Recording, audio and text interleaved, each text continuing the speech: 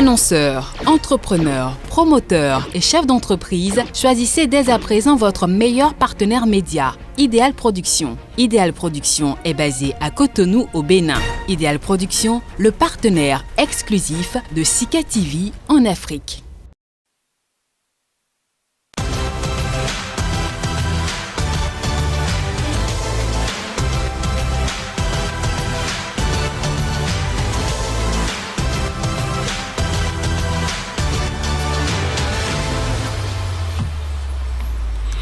Bienvenue à tous, mesdames, messieurs, et merci de prendre une fois encore langue avec nos scrutins du 11 avril prochain. Souhaitez, mesdames, messieurs, dans une ambiance bon enfant, sa matérialité ne sera que chimère. À en juger par les faits, rancœur et douleur rapportent nombre d'observateurs auront parsemé le chemin qui y mène avec en toile de fond des manifestations de protestation faites de dégâts matériels, une fois encore diriez-vous, mais aussi de pertes en vies humaines. Un tableau peu reluisant pour le laboratoire de la démocratie en Afrique subsaharienne qui, visiblement, rechercherait encore ses marques d'antan. Présidentielle du 11 avril, un sacre pour la démocratie béninoise ou un non-événement. Il s'agit là du thème en débat ce jour. Deux regards croisés autour de la thématique à quelques heures du scrutin. Mais avant de les retrouver, votre page consacrée à la une des journaux.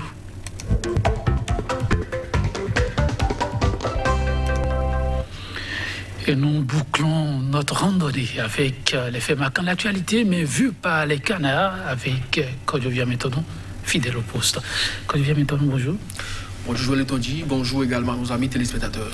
Essentiellement politique ce matin, n'est-ce pas? Plus ou moins dans la mesure où, c'est vrai, l'élection présidentielle occupe le devant de l'actualité, les manifestations dans le cadre de la prolongation du mandat du président de la République également.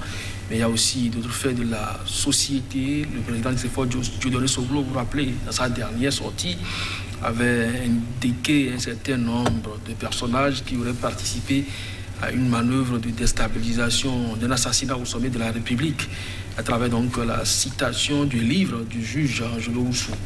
Là, ça n'a pas plu à certaines personnes. Il a été donc esté devant la justice. Aujourd'hui, il doit pouvoir répondre pour diffamation. Nous apprendons effectivement donc c'est un fait qui n'est pas oublié et donc rapporté ce matin par les canards qui sont restés effectivement collés à l'actualité politique nationale. On va donc démarrer. Ça va être d'abord avec quel quotidien? Dynamisme Info qui nous donne à lire ce matin un titre: manifestation tous azimuts contre la prorogation de son mandat. Et c'est alors échangé avec les ténors de l'opposition encore au pays. Et puis les collines et le septentrion, des zones d'incertitude pour le vote. Le vote, rappelez-le, est prévu pour dimanche prochain. Et à propos de cette élection de dimanche prochain, Boni Yahi n'a pas laissé de consigne à faire remarquer.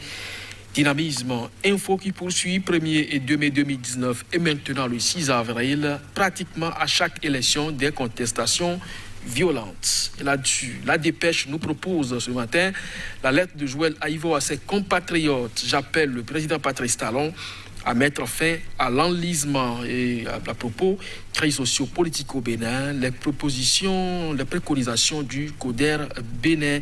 Et puis Bénin, manifestation préélectorale, pertes en vies humaines et blessés enregistrés. Le matinal, violence préélectorale à Save, Bantay, Parakou. L'armée rétablit l'ordre à Léorunla. Le gouvernement a pris ses responsabilités. Pour Wilfried Ombedji, les forces de défense seront davantage au service de la population. Le nouvel observateur pour la manifestation de la paix socio-politique. Encore combien de casses, blessés, morts et d'arrestations. Une dizaine de femmes déposées en prison après les manifestations du 6 avril. Et puis, bilan de la situation politique au Bénin. La liberté d'expression à rude épreuve selon Amnesty International en pleine campagne électorale. Talon mettra-t-il la cohésion nationale en danger par sa dérive verbale? La Cour Djogbenou va-t-elle toujours rester muette? Des interrogations à la une de ce journal qui, avec le grave déballage de Maître S.O. Batab aussi, qu'en est-il réellement de l'indépendance de la justice au Bénin? Le révélateur du jour, tribunal de première instance de Cotonou, dit Sefor Soglo, devant le juge ce jour et puis présidentiel 2021, la CEDEAO réprouve les violences préélectorales. Le télégramme Affrontement à Savay entre forces de l'ordre et population, un mort, des blessés dont 5 graves, le cerveau des manifestants neutralisé. À Savay, nous apprend ce journal. Et puis présidentielle de 2021, la Sénat confirme 11 pièces valables pour le vote de ce dimanche. Et puis, à propos du climat électoral tendu, Joël Aïvo appelle les compatriotes à la résistance. Nassiara pour terminer, vandalisme au siège de l'UP à Parakou, des spécimens et non des bulletins de vote brûlés. Crise politique, Aïvo dénonce les discours des journalistes au sommet de l'État. Et puis, mouvement de contestation du pouvoir talon, des manifestations qui ne faiblissent pas. Merci à vous, quotidien. Nous allons démarrer avec le Télégramme qui peint le tableau d'autres quotidiens aussi. Mais ici, on a quelques précisions. Un décès, 5 blessés graves.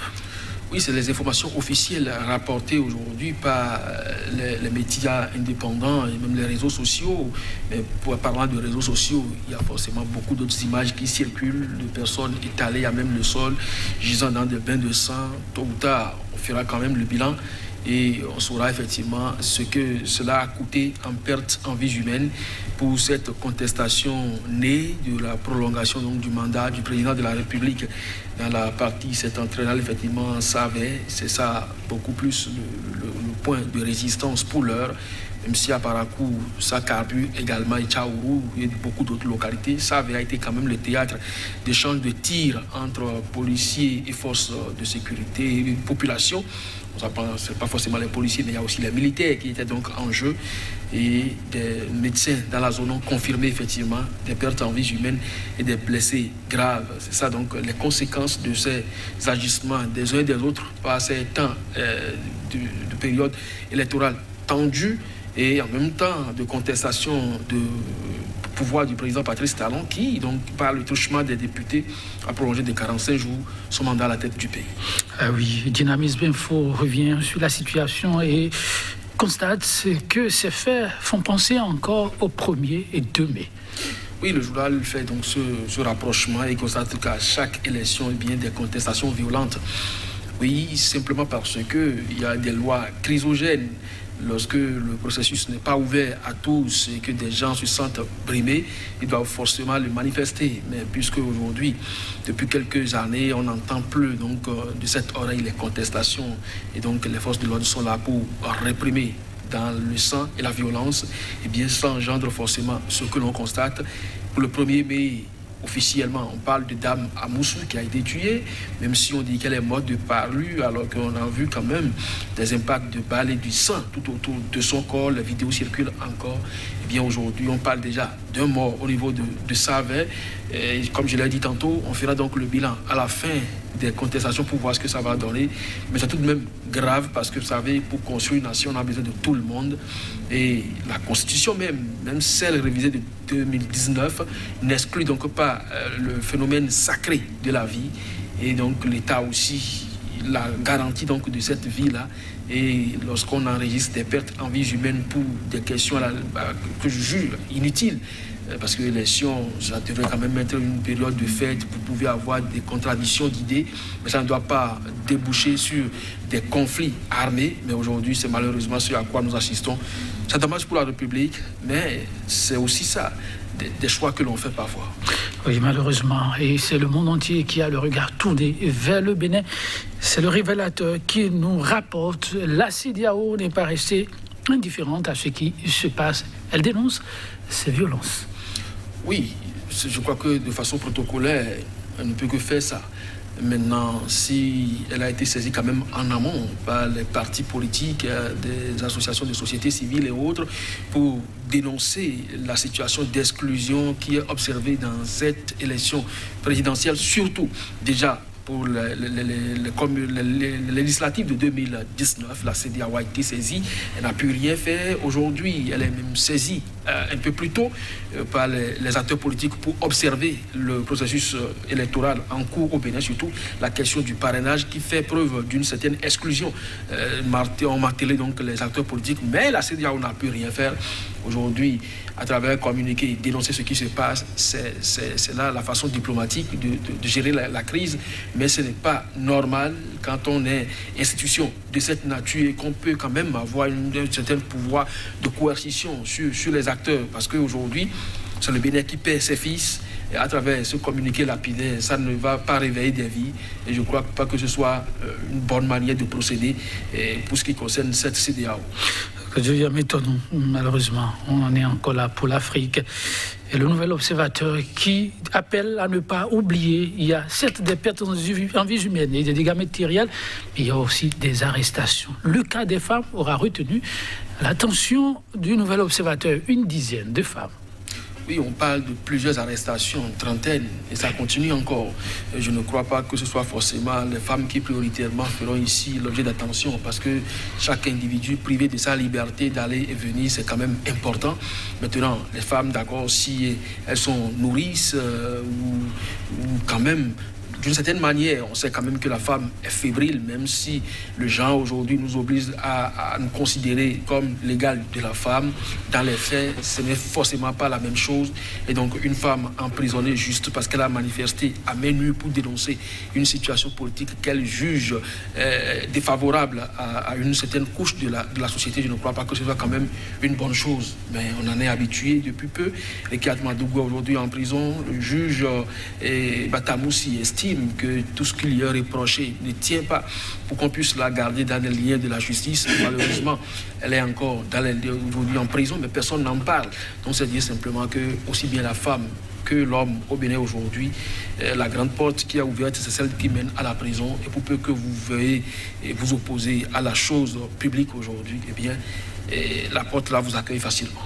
Pendant que tout ceci se joue, la campagne, elle, bat toujours son plein. Rapporte Nassiara, mais avec les propos d'un candidat et conduit Joël Aïvo, qui dénoncerait des propos régionalisme au sommet de l'État. Oui, nous n'allons pas revenir sur ces propos-là. Je crois que le journal Le Nouvel Observateur aussi l'a titré. Et puis, il se demande si le chef de l'État va mettre la cohésion nationale en péril à travers ces dérives verbales. Les propos, comme je l'ai dit, on ne va pas faire écho de ça. Tout à fait. On n'est pas en train donc de prôner le régionalisme, mais ce n'est pas quand même très gai. Parce que vous vous rappelez, au temps de la refondation, quelqu'un avait parlé d'aller chercher les miens pour mater, et on l'avait condamné. Maintenant, ce qui est dit là est suffisamment grave aussi, et il faut pouvoir le dénoncer, même si on soutient les actions du gouvernement. Et je crois que nous sommes en période électorale, ce n'est pas la première fois qu'on entend de ce genre de propos, tantôt pour insulter, tantôt pour mépriser, et tantôt pour montrer jusqu'à quel point certains sont faibles ou certains peuvent bénéficier mieux que d'autres. Ce n'est pas bien lorsqu'on veut construire une nation, c'est aussi bien dans cette diversité que ça fonctionne. Et donc, il n'y a pas de supériorité ni d'infériorité quelque part, et il n'y a pas de marginaux, et il n'y a pas de privilégiés non plus quelque part. Donc, je crois que on doit quand même faire preuve de retenue dans tout ce que nous faisons. Le zèle, d'accord, mais ça a des limites. Tout a des limites, justement. On va clôturer avec la dépêche, sa manchette dédiée au professeur candidat malheureux. Bon, candidat est conduit, pour être plus précis, Joël Aïvo encore, qui appelle. Son adresse, cette fois-ci, c'est au chef de l'État directement. Oui, il est le chef de la nation, il est le chef suprême des armées, il est en même temps le président de la République et maintenant candidat à sa propre succession. Et c'est par rapport à son mandat prolongé que nous enregistrons aujourd'hui des pertes en vies humaines et des blessés et également la destruction des infrastructures. Alors, si le pays ne doit pas s'enliser davantage, il revient donc au chef de l'État, premier responsable, chef suprême des armées, de taper donc du poing sur la table. Je crois que Joël Aïvo ne s'est pas trompé de cible. Merci à vous. Quand je viens m'étonner, chers téléspectateurs, oui, ce sera tout pour aujourd'hui. On se retrouve après le 11 avril. À très bientôt.